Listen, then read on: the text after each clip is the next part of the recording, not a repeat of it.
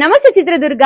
ನಾನಿವತ್ತು ಇರೋದು ಹಿರಿಯೂರಲ್ಲಿ. ಇಲ್ಲಿ ನಾನ್ ಬಂದಿದ್ದೆ ಐಶ್ವರ್ಯ ಬೊಟಿಕ್ ಅಂಡ್ ನೈಲ್ ಆರ್ಟ್ಗೆ. ನಮ್ಮ ಸ್ಪೆಷಲ್ ಡೇಗಳಲ್ಲಿ ನಾವು ಸಖತ್ ಸ್ಪೆಷಲ್ ಆಗಿ ಕಾಣಿಸ್ಬೇಕು ಅನ್ನೋದು ಎಲ್ಲರ ಆಸೆ ಆಗಿರುತ್ತೆ.